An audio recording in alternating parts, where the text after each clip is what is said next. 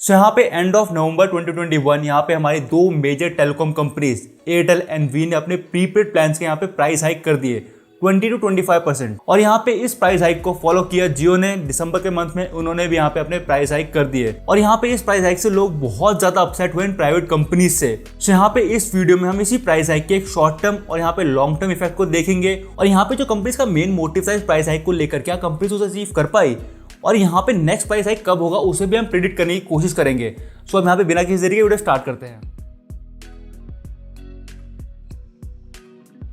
तो गाइस यहाँ पे सबसे पहले हमें समझना पड़ेगा जो प्राइस हाइक हमें देखने को मिला था 2021 के एंड में वो आखिर हुआ क्यों था। सबसे पहले जो ये प्राइवेट कंपनीज थी यहाँ पे बहुत ज़्यादा लॉस पे थी। अब ये लॉस का मेन रीज़न क्या था, वो था जियो। जब जियो 2016 में आया तब यहाँ पे जियो ने बहुत ज़्यादा प्राइस यहाँ पे कम कर दिए थे। सो यहाँ पे उसकी वजह से साल दर साल कंपनीज यहाँ पे बहुत ज़्यादा लॉस में जा रही थी। सो यहाँ पे 2021 के एंड में कंपनी ने डिसाइड किया कि यहाँ पे हम थोड़ा प्राइस हाइक करेंगे अपने प्रीपेड प्लान्स में। अब यहाँ पे एक बात, ये बात जो है कहीं भी ऑफिशियली रिटर्न नहीं है, किसी ने कही नहीं है, बट यहाँ पे मुझे लगता है ये जो प्राइस हाइक था काफ़ी प्लान था। इन तीनों कंपनी ने साथ में बैठ के प्लान किया था क्योंकि जैसे ही एयरटेल ने प्राइस हाइक किए वैसे ही वी ने कर दिया और उसके कुछ दिनों बाद यहाँ पे जियो ने भी कर दिए। अब प्राइस हाइक करना इतनी सिंपल चीज़ नहीं है, कंपनीज को पूरा डिसाइड करना पड़ता है कौन से प्लान कितने यहाँ पे इंक्रीज करने हैं और यहाँ पे उसका क्या इफेक्ट पड़ सकता है। तो यहाँ पे पूरा यहाँ पे प्री डिस्कशन हुआ होगा यहाँ पे, तब जाकर ये प्राइस हाइक हुए हैं और यहाँ पे शायद से उस मीटिंग में ये बीएसएनएल को बुलाना यहाँ पे भूल गए। तो यहाँ पे हमने ये बात तो समझ ली कि प्राइस हाइक हुआ था क्योंकि यहाँ पे कंपनी नुकसान पे थी। अब यहाँ पे एक कंपनी नुकसान पे थी, ये कैसे क्लियर होता है।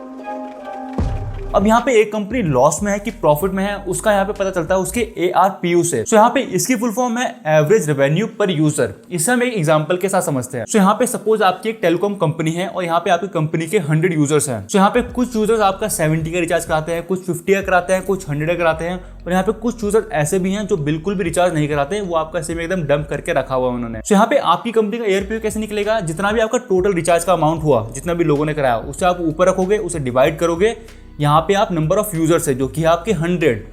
अब यहाँ पे इसे इंक्रीज करना था कंपनीज को। अब इसे इंक्रीज कैसे करोगे, यहाँ पे दो ऑप्शन है, या तो आप यूजर्स को कम कर दो जिससे आप नंबर से डिवाइड करो उसे कम कर दो, या आप जो रिचार्ज का अमाउंट है उसे बढ़ा दो। तो यहाँ पे कंपनीज नंबर ऑफ यूजर्स को तो कम नहीं कर सकती थी, तो उन्होंने जो ऊपर का अमाउंट था रिचार्ज का अमाउंट उसे यहाँ पे बढ़ाना सही समझा। और यहाँ पे जो कंपनीज हैं लोगों ने डंप सिम रखे हैं उसको भी यहाँ पे एलिमिनेट करने का तरीका ढूंढा।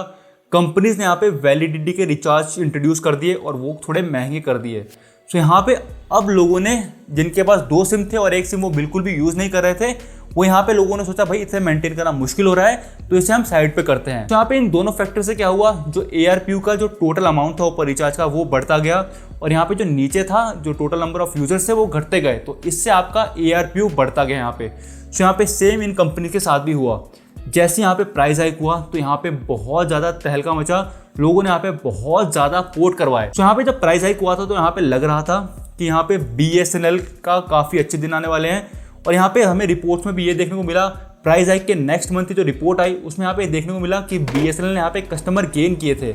पहली बार सालों में BSNL ने यहाँ पे कस्टमर गेन किए, बट यहाँ पे अनफॉर्चुनेटली जो अगली रिपोर्ट है उसमें ये देखने को मिला कि BSNL फिर से यहाँ पे कस्टमर्स को लूज़ कर रहा है। अब यहाँ पे जियो की बात करते हैं। जियो के साथ क्या हो रहा था, जियो यहाँ पे प्राइस हाइक से पहले बहुत ज़्यादा कस्टमर यहाँ पे गेन कर रहा था एंड सडनली प्राइस हाइक के बाद यहाँ पे बहुत ज़्यादा कस्टमर यहाँ पे लूज़ करने लग पड़ा। यहाँ पे लाखों में जियो यहाँ पे कस्टमर लूज़ करने लग पड़ा। उसका यहाँ पे रीज़न सिंपल सा था कि लोगों के पास जो एक्स्ट्रा सिम था वो यहाँ पे जियो का था, तो यहाँ पे लोगों ने सोचा क्या ही रिचार्ज कराना है इसमें, इसे हम फेंक देते हैं। तो यहाँ पे काफ़ी ज़्यादा जियो के सिम यहाँ पे बंद हुए। और यहाँ पे अपनी थर्ड कंपनी की बात करते हैं, वी की। वी पहले भी नुकसान में था और उसके बाद भी नुकसान में रहा। वी के कस्टमर पहले भी लूज़ हो रहे थे और उसके बाद भी यहाँ पे लूज़ होते रहे। अब यहाँ पे सबसे ज़्यादा शॉक किया एयरटेल ने, क्योंकि यहाँ पे एयरटेल ने सबसे पहले प्राइस हाइक किया। सबसे ज़्यादा महंगे रिचार्ज यहाँ पे एयरटेल के हो चुके थे और यहाँ पे लोग फिर भी एयरटेल को यहाँ पे प्रेफर कर रहे थे। रिपोर्ट्स में देखा जा रहा था कि हर महीने एयरटेल यहाँ पे कस्टमर ऐड करता जा रहा है और टिल नाउ अभी भी एयरटेल यहाँ पे कस्टमर ऐड होते जा रहे हैं। सो यहाँ पे ये काफ़ी ज़्यादा शॉकिंग थी, क्योंकि हमारे कमेंट सेक्शन में हमें ये देखने को मिल रहा था कि लोग काफ़ी ज़्यादा हेट कर रहे हैं एयरटेल को। लोगों को लग रहा था कि यहाँ पे एयरटेल की वजह से यहाँ पे प्राइस हाइक हुआ है, क्योंकि स्टार्ट एयरटेल ने किया था और यहाँ पे एयरटेल के ही सबसे ज़्यादा महंगे रिचार्ज थे। और यहाँ पे रेफरेंस के लिए एयरटेल ने अपने कितना प्राइस हाइक किया था उसे देखते हैं, हम कुछ रिचार्ज देखते हैं। एयरटेल का एक 79 का रिचार्ज आता था, वो एयरटेल ने 99 का कर दिया। और यहाँ पे एक एयरटेल का 698 का रिचार्ज था 84 डेज का, वो यहाँ पे 839 का हो चुका था। तो यहाँ पे इतना प्राइस हाइक हो गया था। अब यहाँ पे हम देखते हैं लॉन्ग टर्म इफेक्ट। ये तो शॉर्ट टर्म इफेक्ट थे जो हमने देखा, कस्टमर इधर से उधर गए, पोर्ट रिक्वेस्ट आई बहुत सारी। अब यहाँ पे लॉन्ग टर्म इफेक्ट क्या हुआ, उसे समझने के लिए हमें कंपनीज का ARPU देखना पड़ेगा। अब यहाँ पे प्राइस हाइक से पहले जो कंपनीज का ARPU था वो बहुत ज़्यादा कम था। अब यहाँ पे कुछ लोगों को लग रहा था कि ये कंपनीज हमें लूटना स्टार्ट कर रही है, बट यहाँ पे कंपनी को खुद सर्वाइव करना मुश्किल हो गया था इस प्राइस हाइक से पहले। अब यहाँ पे सबसे पहले हम वी का ARPU देखें प्राइस हाइक से पहले, ये बहुत ज़्यादा डिप हो चुका था। यहाँ पे 109 रुपये बचा था, मतलब यहाँ पे एवरेज वी में पर कस्टमर यहाँ पे 109 रुपये का रिचार्ज करवा रहा था। और यहाँ पे सेकंड कंपनी का ARPU देखते हैं, जियो का 144 रुपीज़, और यहाँ पे सबसे ज़्यादा उस समय भी एयरटेल का ही था 153 रुपीज़। यहाँ पे ARPU आपका एयरटेल का देखने को मिल रहा था। अब यहाँ पे प्राइस हाइक के बाद आपको ARPU में एक जंप देखने को मिला, क्लियरली आप इस ग्राफ में देख सकते हो उस जंप को। अब यहाँ पे करंट ARPU को देखने से पहले इन कंपनी का टारगेट समझ लेते हैं, टारगेट क्या था। उस समय कंपनीज बोल रही थी, खासकर एयरटेल ने क्लियरली बोला था हमारा जो एम है अपने ARPU को इंक्रीज करना है 200 रुपये से ऊपर, बट फिलहाल ये अभी तक 200 रुपये से ऊपर नहीं पहुंचे हैं। अभी करंट क्या चल रहा है उसकी बात करते हैं। सबसे पहले वी की बात करते हैं। यहाँ पे 128 रुपीज़ ARPU हमें वी का देखने को मिल रहा है। उसके बाद हमें जियो का देखने को मिल रहा है 175.7, और यहाँ पे एयरटेल अभी भी लीड कर रहा है 183 ARPU के साथ। तो यहाँ पे ये तो कंपनी का करंट ARPU था, बट यहाँ पे आप फ्यूचर प्रेडिक्शन देखते हैं। अब यहाँ पे जो जियो ग्रोथ कर रहा है वो 3% की ग्रोथ कर रहा है क्वार्टर टू क्वार्टर, और यहाँ पे एयरटेल और वी ग्रोथ कर रहे हैं यहाँ पे 2% की। सो हम यहाँ पे एक्सपर्ट्स की नेक्स्ट क्वार्टर की प्रेडिक्शन देखें तो यहाँ पे जियो की जो प्रेडिक्शन है वो है 181 रुपीज़ हो जाएगा, और यहाँ पे एयरटेल का 187 रुपीज़ बता रहे हैं, और यहाँ पे जो वी है उसका 131 रुपीज़ बता रहे हैं। अब यहाँ पे इन कंपनी का टारगेट क्लियर है। जियो और एयरटेल तो बोल रहे हैं हमें 200 रुपये से ऊपर जाना है, और यहाँ पे वी बोल रहा है कि हमें 150 रुपये से ऊपर आना है। तो यहाँ पे अपने सबसे इंपॉर्टेंट क्वेश्चन पे आते हैं इस वीडियो के कि नेक्स्ट प्राइस हाइक हमें कब देखने को मिलेगा।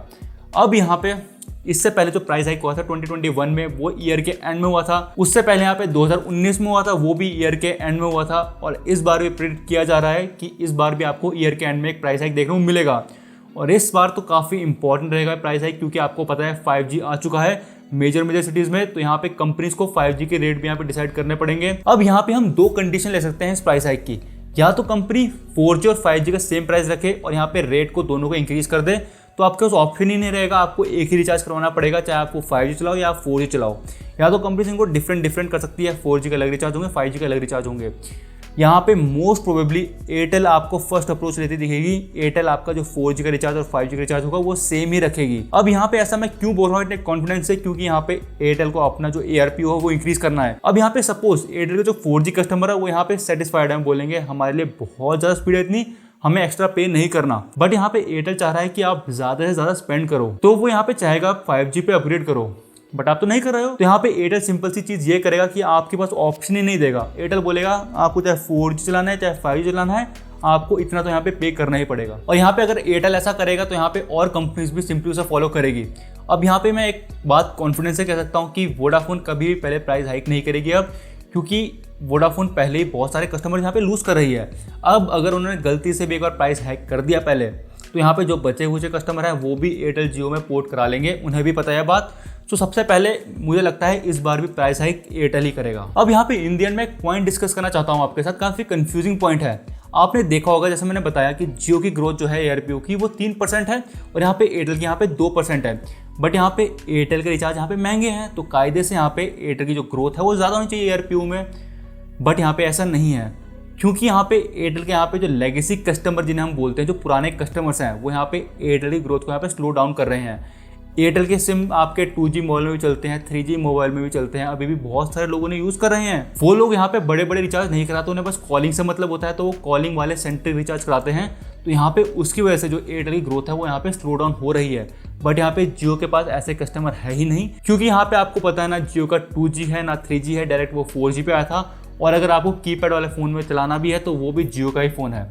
सो यहाँ पे इसकी वजह से जियो की ग्रोथ हमें सबसे ज़्यादा देखने को मिल रही है ARPU वाइज। सो गाइज यहाँ पे यही था। अगर मैं इस वीडियो को कंक्लूड करूँ तो मैं एक ही बात बोलूँगा, get ready for the another price hike, क्योंकि यहाँ पे प्राइस हाइक तो होकर ही रहेगा। और यहाँ पे शायद से इस बार आपको 20% से ज़्यादा प्राइस हाइक देखने को मिल सकता है। और यहाँ पे आपका क्या ओपिनियन है इस वीडियो के बारे में और इस टॉपिक के बारे में, आप कमेंट सेक्शन में जरूर बताना। और यहाँ पे अगर आपको वीडियो अच्छी लगी हो तो इस वीडियो को लाइक करना, और यहाँ पे अगर आप चैनल पर पहली बार आए हो तो प्लीज़ सब्सक्राइब करके जाना। अब यहाँ पे मिलते हैं नेक्स्ट वाली वीडियो में। जय हिंद।